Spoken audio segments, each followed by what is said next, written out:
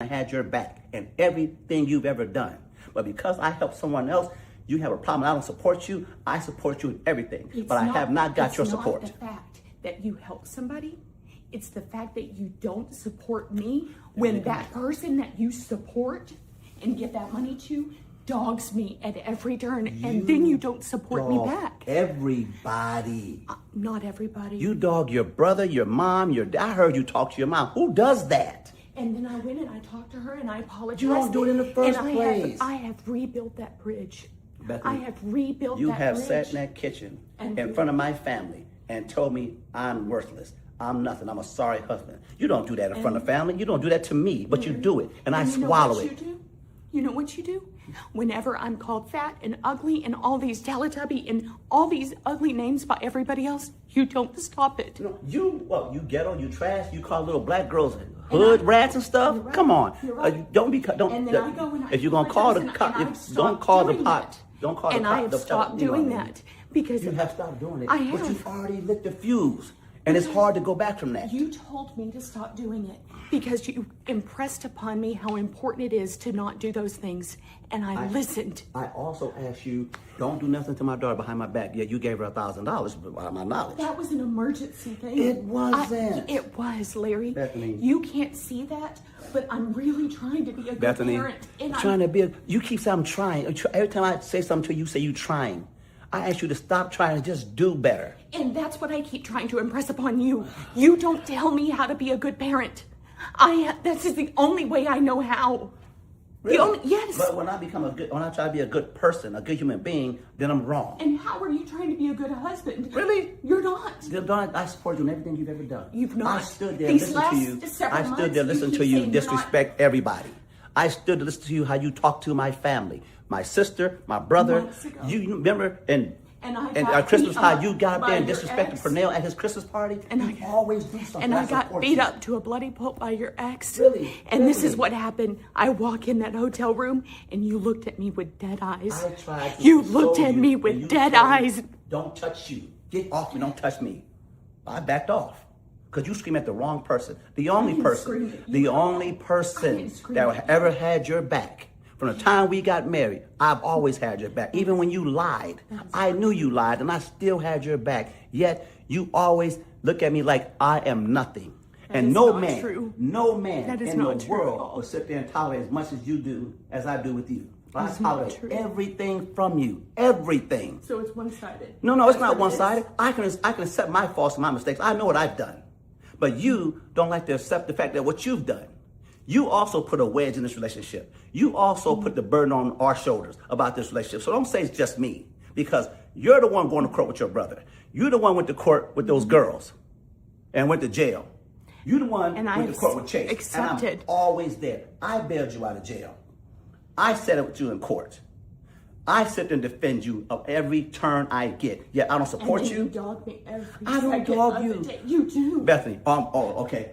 You're a worthless husband. You're sorry. And who does that? The other day, and I've stopped doing that. I have stopped doing that. You called me retarded not too long ago. No, because you didn't make sense with what you said. So that makes me retarded? No, I said you're starting to sound that way with what you were saying that night. Doesn't matter, Bethany. And then you called me ogre. You called me for all intents and purposes, you called me as big as a swamp. No. You called me an ice queen. I called you Elsa, a cold-hearted queen. That's what I said. Elsa. That's what I called you. I never called you fat. Yes, you did. You told me I was as big as a swamp. No, I didn't. I said you live in one. I never called you anything. So whatever you heard, I'm sorry. Don't miscrew my words.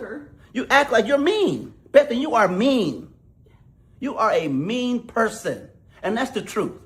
And I try to, overlook that, but you are mean. The stuff you say, the things you do, you are mean.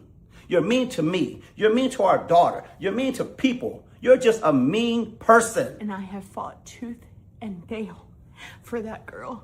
For both those girls. We're not talking about Brooke. We're talking about you, Bethany. Your attitude says a lot about your character. You are a mean person. I try to overlook that, but sometimes it's hard. And I swallow my pride, and I swallow a lot for you. But I can't swallow it anymore because it's getting too hard. Well, you're an angel. I never said I was an angel. I'm not the devil either. But you make me out to do that. You're right. So however you want me to be, I will be that. Yes. To answer your question, yes, I co-signed for Shara to put her in a better position for her. So you won't be calling her ghetto and trashy. No, I stopped doing that. I have stopped calling her names. I have stopped calling Lynette names. I have stopped doing all of those things because... It's only a few months. Either way. A few weeks. Either way. But now you're about to put her in jail or go take her to court for assault. Or your daddy is. I'm sorry. Anyway. I'm sorry you feel that way. You got your answer. And that's the truth.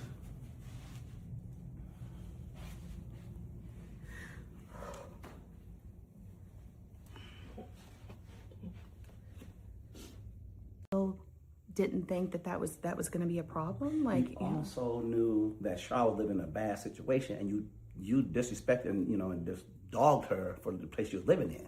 And I told her I was happy that she was in a nicer neighborhood and a nicer home and all of that. And then you got mad that I went over there and told her those nice things about her new house. Because you weren't invited over to her home, and I didn't need you to go over there and back me up with that. So yes, Bethany, I helped Shara get into a new place. I would never, ever do this for an ex. Even if I was in the exact same position as you, I would never do this without talking to you first. You're not in the same position as me because me and Shara have a child. You and the ex don't have a child. But if we did, that is the difference between us.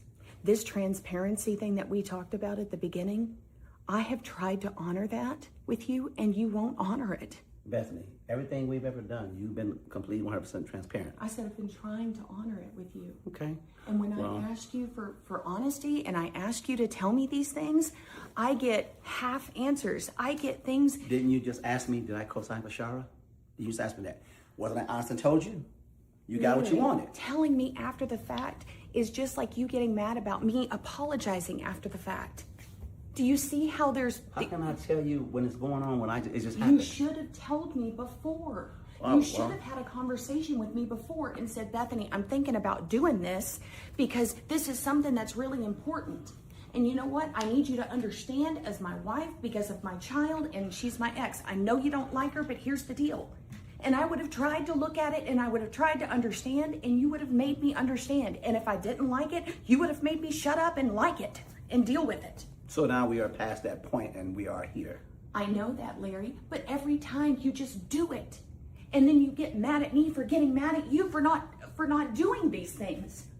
Do you see how omitting the information or not telling me these things, and then when I find out, you act like you're innocent in the situation? Never claim innocent, I just told you the truth. You just avoid it. That's the problem. And then you act all smug like that when I ask you these things. You want me to cry? No, I don't. But I need you to understand it from my point of view as your wife. How can you not understand that me as your wife, this hurts? How? Well, probably why I didn't tell you. But you should have, so that this doesn't hurt. Well, I'm sorry I hurt you, but I thought I was doing the right good thing too. I'm sorry you and Shara don't see eye to eye. And I wish we did, because that would be a whole lot easier. I wish I didn't have to co-sign and give her money, but I have to. You don't have to. That's the thing. Well, I do. As long as my daughter is under the age of 18, I do what I have to do. That's me as a family man. I take care of you. I take care of everybody I can. But lately, these last several months, you haven't taken care of me. And that's what you need to understand. You haven't. That's me. Emotionally, physically, supporting in any way, you have not taken care of me. When it comes to you, my support has always been there. But it has wavered these last few months because you haven't given me a lot to support. Not wavered. You have cut me down every chance you get. Every time I do something, you cut me down. You're right. You disrespect me. You call me out my name. You call me a sorry husband. You call me all kinds of things. And I never once called you out of your name. Oh, wait. No. I don't call you sorry. I don't call you worthless. I don't call you useless. You have called me those things, and that's the ways on a man. Yeah. And I've been trying to tell you that. Don't talk to me like you talk to those other strangers, but you treat me like I ain't nothing. Like I told you, I asked you to marry me. You didn't ask me to marry you. You're right. So you accepted my proposal. I did. Yet you say you're a good wife, and no, wait, no, I'm not done. You cut me down every chance you get because you have an attitude or you're angry. And I'm the last person you should be angry because I was the only person that had your back in everything you've ever done. But because I helped someone else, you have a problem. I don't support you. I support you in everything. But I have not got your support. It's not the fact that you help somebody. It's the fact that you don't support me when that person that you support and give that money to dogs me at every turn, and then you don't support me back. So please explain, please, so that I can understand this. Okay. Well, let's get to the portion of that you asked. Yes, I did co-sign for her. Mm-hmm. You knew that I was helping her pay her rent because she couldn't afford it. And in order for Charlotte to get into that house, she needed a co-signer. Didn't think it was a big deal, so I just co-signed, and as long as she pays her rent and everything, no big deal. So yes, to answer your question, yes, I did co-sign for her. Okay. Do you think that you should have talked to me about that in the beginning? I honestly didn't think it was a big deal because who does it affect? You, me? It affected her because she needed a new place to live. She's told me she couldn't get in the place because of her finance and her past history, and she needed a co-signer. So I did it because I thought it would help her get into a better position, in a better place, which it did. So you say that you don't think it would have affected me, but it does affect us. How? Because we're married, and that is your ex. And if I were to do that with any of my exes, you would be upset. But your ex is not in the same position as Shara. Me and Shara share a child that you helped raise, and you know Shara's position. So, But you also have to look at it now. Shara is in a position where, even Brooke has said that Shara has tons of clients. She's doing great. She does, but when she first started moving to the house, she didn't. That was the purpose. But I can't go back and say, hey, take my name off the lease now because it's a whole year. Okay, and I understand that. But then that brings up the secondary piggyback subject of why are you still paying $650 a month for her? Because I told her I would do a couple of months until she gets on her feet, which we said till around May, June, a couple of months. It's April. So I still got time with her. Now, if Shara tells me, Larry, I don't need your money anymore, I'll do it. But we had a time limit. I talked to you about this. But my question is this. How'd you find out? A letter came in the mail. A letter came in the mail? Addressed to me? It was addressed to both of y'all. But it was from a realty company. Oh, so a letter came in the mail to this house addressed to me and Shara. Care of Shara. With my name on it. And you again open my mail. So we doing that again. But here's the letter. So you could have just said, hey, Larry, there's a letter that came to the house with your name on it and care of Shara. I could open it for you and explain it to you, but you took it upon yourself to go through my mail again. And that's how you found it. I'm not. Is that not the truth? This is me asking you for honesty. Well, I gave you honesty. And I just gave you honesty as well. Yes, okay, so now we're being honest. So, yes. I've been honest with you for a very I long co-signed time. for Shara to get a place. You should have been honest with me in the beginning when you did that. You shouldn't open my mail again. You should wait till I got home. But you feel like it's necessary for you to go through my personal things and then try to Larry, understand. I would have never had to do that if you would have just been honest with me from the get-go. What did I lie about? What did I lie about? You always say that. You always say, yeah. Have you ever asked, you just asked me, you didn't know. But if you asked me, Larry, did you co-sign for Shara? I'd have told you yes. But I didn't think it was a big deal because I just signed my name and said, okay, you're fine. Hope it works out for you. And left it at that. But you knew that Shara couldn't afford that house. And you still didn't think that was going to be a problem? You also knew that Shara was living in a bad situation and you disrespected and just dogged her for the place she was living in.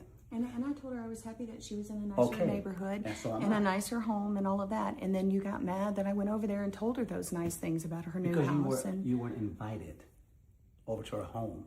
And I didn't need you to go over there and back me up with that. So yes, Bethany, I helped Shara get into a new place. I would never, ever do this for an ex. Even if I was in the exact same position as you, I would never do this without talking to you first. You're not in the same position as me because Me and Shara have a child.